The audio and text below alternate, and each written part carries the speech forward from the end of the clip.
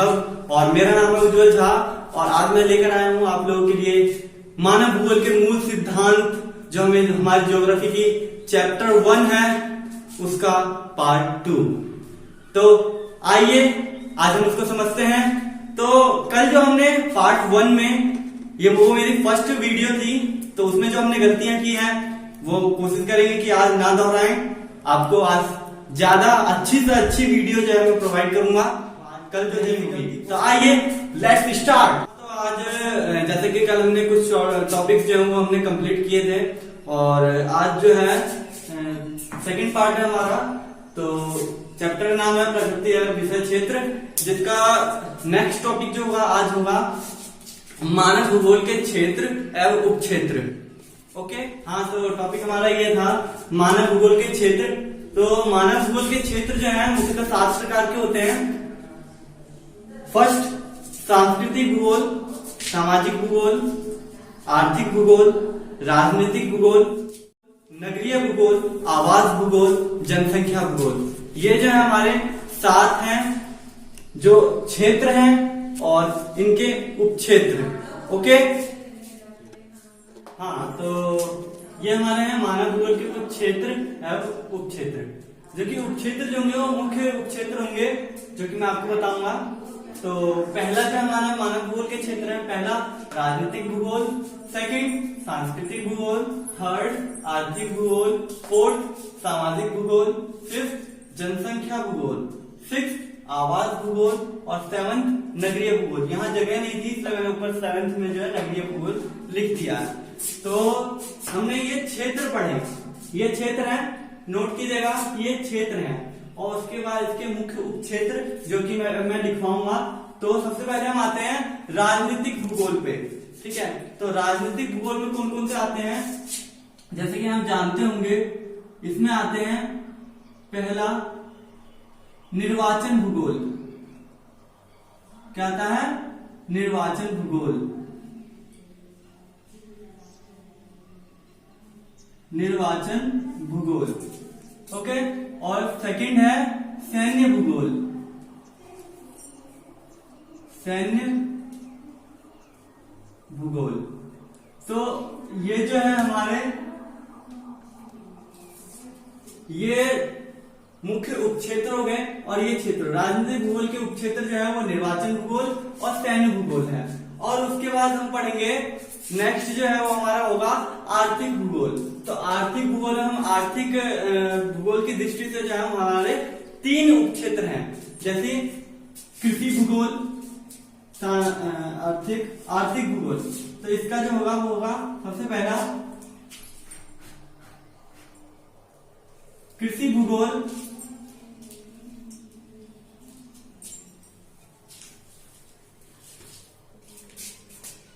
संसाधन भूगोल,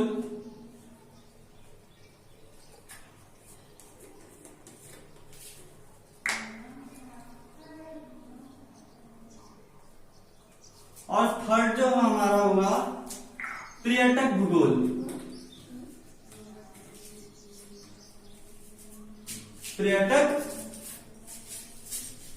पर्यटक भूगोल यहां लिख देता हूं मैं, पर्यटक यही लिख देता हूं मैं, नीचे लिख देता हूं, छोटा है थोड़ा, समझ में आ जाना चाहिए वैसे। पर्यटक भूगोल। तो ये है हमारे, नोट कर लीजिए इसे। हमारा जो नेक्स्ट टॉपिक है वो है, हमने क्षेत्र उपक्षेत्र कर लिए। नेक्स्ट टॉपिक है प्रकृति का मानवीकरण। फर्स्ट टॉपिक ये हुआ। सेकंड टॉपिक है मानव का प्रकृतिकरण और नव निश्चयवाद।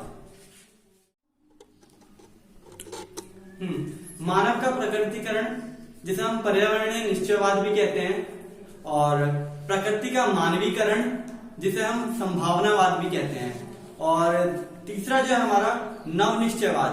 बहुत ही इंटरेस्टिंग चैप्टर है ये, और बहुत ही इसके टॉपिक जो है वो भी बहुत ज्यादा इंटरेस्टेड है। तो मानव का प्रकृतिकरण, जिसे हम पर्यावरण निश्चयवाद कहते हैं, तो इसका मतलब क्या है?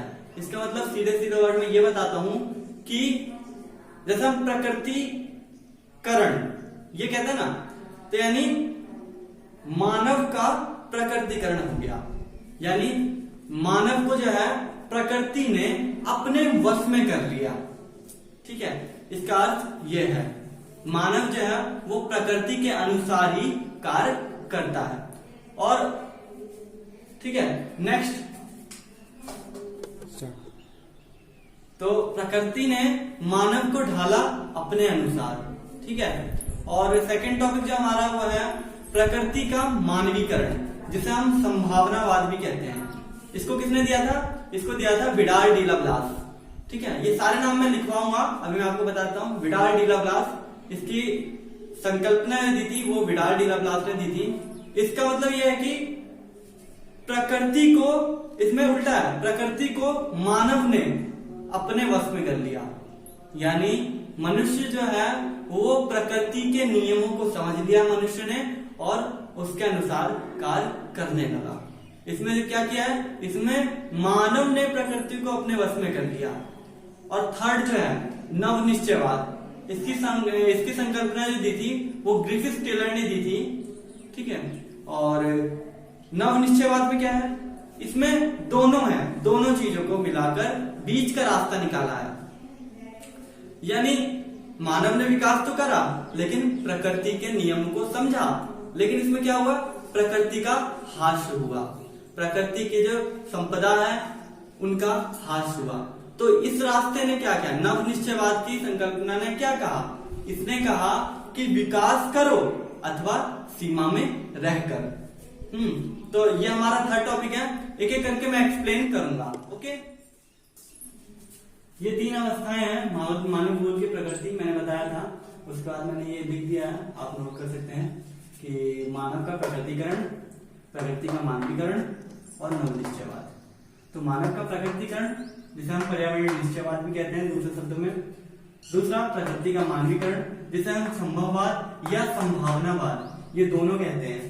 और तीसरा नव निश्चयवाद। नव निश्चयवाद जो है ये बीच का रास्ता है, इन दोनों के बीच का रास्ता जो है वो नव निश्चयवाद है, जो कि जिन्होंने ग्रिफिथ टेलर जो है इनकी संकल्पना जो है ग्रिफिथ टेलर ने दी थी। और प्रकृति का मानवीकरण की जो संकल्पना है ये विडाल डी लाप्लास इन्होंने दी थी। ओके, आप नोट कर लीजिए इसे। मानव का प्रकृतिकरण यानी पर्यावरण निश्चयवाद, इसको हम थोड़ा ब्रीफली पढ़ते हैं। मैंने इसे 6 पॉइंट में डिवाइड किया है, जिससे आप आसानी से पॉइंट वाइज पॉइंट जो है वो समझ लीजिए। फर्स्ट पॉइंट, मानव आदिम अवस्था में था। मानव जो है उस समय में आदिम अवस्था में था। सेकंड, मानव प्रकृति से भयभीत रहता था। अब जो है प्रकृति में कोई वश नहीं चलता, पूरा बिल्कुल संतुलन बिगड़ चुका है। लेकिन पहले क्या था? पहले प्रकृति का वश चलता था मानव पे, तो इसलिए मानव जो है अधिक भयभीत रहता था। और मानव जो है वो प्रकृति को सर्वश्रेष्ठ मानता था, यानी प्रकृति से बड़ा और कोई नहीं। उसके बाद थर्ड, मानव प्रकृति की पूजा किया करता था। मानव और किसी की पूजा, पहले कोई देवी देवता नहीं हुआ करते थे आदिम काल में। उस समय में पेड़ पौधे और बादल, जिसे इंद्र देवता के नाम से जानते थे लोग, इंद्र, सोम, इन सब की पूजा होती थी। ठीक है, और पेड़ के नीचे बैठ के पूजा किया करते थे। तो प्रकृति की पूजा किया करता था, क्योंकि प्रकृति भगवान हुआ करते थे उस समय में, माना जाता था। और प्रकृति का मानव पर अधिक प्रभाव था, यानी उस समय में मानव पर प्रकृति का अधिक प्रभाव था। फिफ्थ पॉइंट, मानव धीरे धीरे प्रकृति के नियम को समझने लगा। और फिर समय बदलता गया और समय के अनुसार धीरे धीरे मानव ने अपना विकास करना शुरू कर दिया, प्रकृति के नियम को समझने लगा। और उसके बाद मानव ने, छठा पॉइंट है, मानव ने धीरे धीरे प्रकृति की नियम को समझ लिया और अपना विकास करना आरंभ किया। प्रकृति के नियम को समझ लिया और उसी के अनुसार जो है अपना विकास करना आरंभ किया। समझ में आया? बिल्कुल नोट्स कर, इसको बिल्कुल नोट कर लीजिए। एक एक पॉइंट जो है वो बहुत ही इंपॉर्टेंट है, याद करने में बहुत आसान है, बहुत आसानी से याद हो जाएगा। बिल्कुल 6 पॉइंट है, आराम से बिल्कुल देख लीजिए, बिल्कुल समझ लीजिए। उसके बाद इसमें कोई भी दिक्कत हो तो कमेंट करके जरूर पूछेगा। ओके, दैट दूसरा टॉपिक जब हम उठाते हैं तो ये होगा प्रकृति का मानवीकरण। तो इसको हम जो है संभववाद और संभावनावाद, इन दो नाम से और जानते हैं, संभववाद और संभावनावाद। तो इसको दिया था विडाल डी लाप्लास। इसको विडाल डी लाप्लास जो थे उन्होंने संकल्पना दी थी इसकी। तो इसका फर्स्ट पॉइंट है, धीरे धीरे मानव ने अपना जीवन आसान बना दिया। मानव ने, पहले तो बहुत मुश्किल था मानव जीवन, लेकिन धीरे धीरे मानव ने अपना जीवन आसान बना दिया। कैसे बना लिया? तो मानव ने प्रकृति के नियम को समझकर अपना संपूर्ण विकास करना प्रारंभ किया।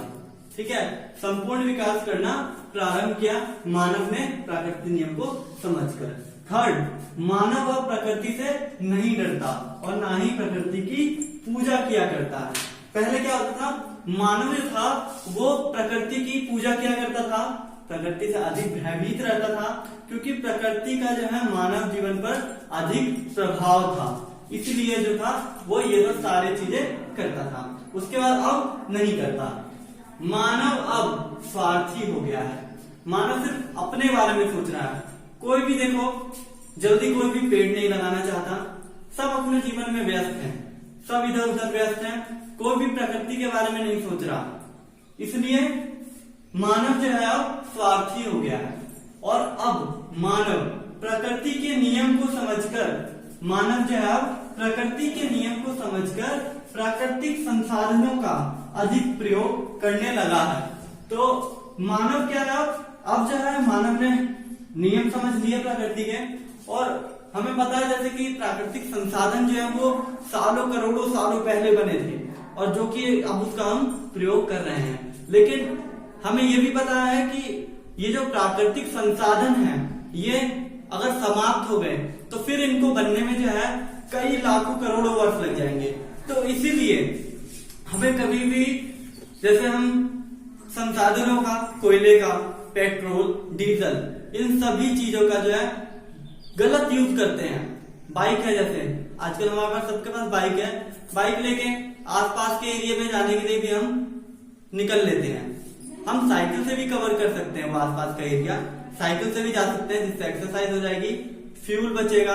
ठीक है, तो प्रकृति के नियम का उल्लंघन ना करते हुए हमें उसका दुरुपयोग नहीं करना चाहिए। तो मानव अब ये सब करने लगा है। एक पॉइंट और है जो कि मैं आपको बताता हूं। ठीक है, तो ये 6 पॉइंट है हमारा, मानव ने प्रौद्योगिकी का विकास किया और मुश्किल कामों को आसानी से करने लगा।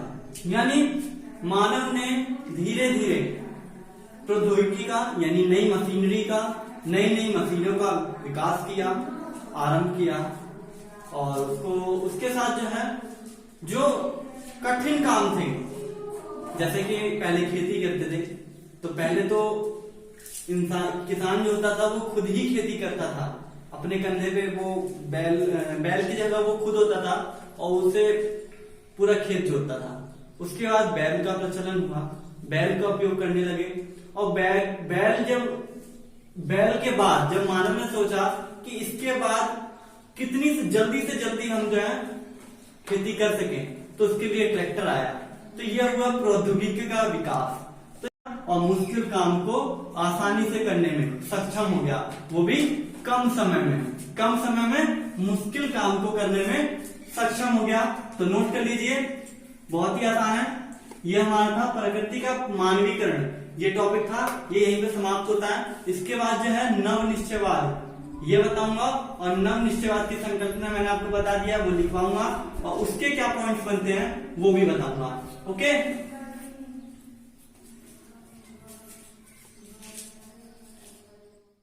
तो ये हमारा है नव निश्चयवाद, जो कि यूरिस्टिलर ने दिया था। और इसके बाद जो है इसके कुछ पॉइंट्स बनते हैं जो कि बेहद महत्वपूर्ण है। फर्स्ट पॉइंट जो है इसका, ये पहला पॉइंट है, ये पर्यावरण निश्चयवाद और संभववाद के बीच का रास्ता है, यानी इन दोनों के बीच का मार्ग है। ये नव निश्चयवाद जो है, ये निश्चयवाद यानी पर्यावरण निश्चयवाद और संभववाद, ठीक है, इनके बीच का मार्ग है। नेक्स्ट, नव निश्चयवाद ने विकास करने को कहा, लेकिन थोड़ा रुक कर। नवनिश्चयवाद ने क्या कहा? नवनिश्चयवाद ने ये नहीं कहा कि रुक जाओ, विकास ही मत करो, विकास करो लेकिन सीमा में रहकर। ये हमारा नेक्स्ट पॉइंट है। नवनिश्चयवाद ने कहा विकास करो अथवा सीमा में रहकर। तो फोर्थ पॉइंट हमारा ये होता है कि मनुष्य प्राकृतिक संसाधनों का अंधाधुंध प्रयोग करने लगा, जिससे पर्यावरण को काफी नुकसान पहुंचने लगा और प्रकृति पर बुरा असर, जैसे ग्लोबल वार्मिंग, उच्चावच जैसी समस्याएं उत्पन्न होने लगी। तो ये समस्याएं थी। नवनिश्चयवाद ने ये सब बातें कही और ये नहीं कहा कि रुक जाओ, विकास ही मत करो। उसने कहा कि विकास करो लेकिन सीमा में रहकर और प्राकृतिक मतलब ध्यान में रखते हुए जो है विकास करो। ओके, तो ये हमारा ये 3 टॉपिक जो थे मेन जो महत्वपूर्ण टॉपिक थे वो हमने कंप्लीट कर लिया है। और उसके बाद जो है हमारे जाता है 1 से आधा टॉपिक जो है वो हमारा भी बचा होगा, ज्यादा नहीं है, मात्र 1 टॉपिक जो हमारा बचा हुआ है वो फिर अभी हम नेक्स्ट टॉपिक जो है मैं आप लिखते हुए तैयार करते हैं। आप तब तक इसको एक बार नोट कर लीजिए, देख लीजिए एक बार अच्छे से, समझ लीजिए। कोई डाउट हो तो उसे लिख के रखिएगा, मेरे से पूछेगा। देख लीजिए बिल्कुल साफ राइटिंग में है, कल से काफी अच्छा राइटिंग भी है इसमें, साफ बिल्कुल लिखा हुआ और इसमें आप अच्छे से समझ सकते हैं। देख लीजिए। ओके, हाँ तो स्टूडेंट्स ये था हमारा नेक्स्ट एंड लास्ट इम्पोर्टेंट है। समझ लें कि ये इम्पोर्टेंट है क्योंकि ये जो है बहुत अच्छे क्वेश्चन बनाता है और इम्पोर्टेंट भी है ये क्वेश्चन जो है। तो ये जो है प्रकृति पर मानव प्रयासों की छाप। तो प्रकृति पर मानव प्रयासों की छाप किस प्रकार स्पष्ट होती है और उसके कुछ उदाहरण भी मैंने लिखे हैं। नीचे जगह थोड़ी कम थी इसलिए मैंने थोड़ा, आपको समझ में आ जाएगा, वैसे ना आए तो थोड़ा सा समझने की कोशिश कीजिएगा, समझ में आ जाना चाहिए कि किस प्रकार मानव प्रयासों की छाप जो है वो प्रकृति पर दिखती है। पहला पॉइंट जो है ये पहले हम डेफिनेशन लिखेंगे, उसके बाद पॉइंट वाइज क्लियर करेंगे। तो पहले जो है प्रकृति मानव को अवसर प्रदान करती है, बिल्कुल सही है। प्रकृति जो है वो मानव को अवसर प्रदान करती है और मानव जो है उनका प्रयोग करता है, बिल्कुल सही। धीरे धीरे प्रकृति का मानवीकरण हो जाता है। हमने ऐसा पढ़ा था कि मानव अपना विकास करता है प्रकृति के नियम को समझकर। तो उसी प्रकार जो है प्रकृति मानव को अवसर प्रदान करती है, संसाधन प्रदान करती है और मानव जो है उनका प्रयोग करता है और धीरे धीरे प्रकृति का मानवीकरण हो जाता है और प्रकृति पर मानव प्रयासों की छाप जो है वो स्पष्ट दिखाई दे सकती है। ठीक है, ये डेफिनेशन हुई, बहुत ही आसान डेफिनेशन है, आसानी से याद भी हो जाएगा। तो इसके पॉइंट जो है वो मैं खुद बता दूंगा आपको कि किस प्रकार मानव प्रयासों की छाप जो है स्पष्ट दिखाई देती है।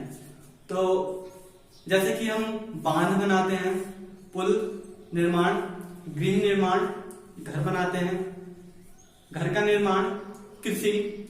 तो इस प्रकार की प्रकृति से जुड़े हुए जो भी चीज का प्रयोग करते हैं या फिर उनका निर्माण करते हैं, ठीक है, ये सभी चीजें।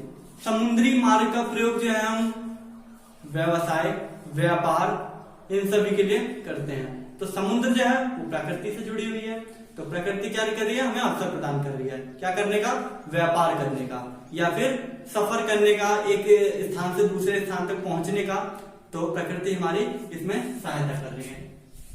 अंतरिक्ष में उपग्रह प्रक्षेपण, अंतरिक्ष में उपग्रह भेजा जाता है, ठीक है।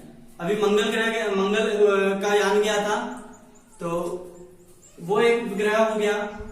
उपग्रह और भी कई प्रकार के उपग्रह होते हैं जो कि पृथ्वी से भेजा जाता है अंतरिक्ष में। तो ये हम क्या कर रहे हैं, प्रकृति के द्वारा प्रदान अवसर के द्वारा कर रहे हैं।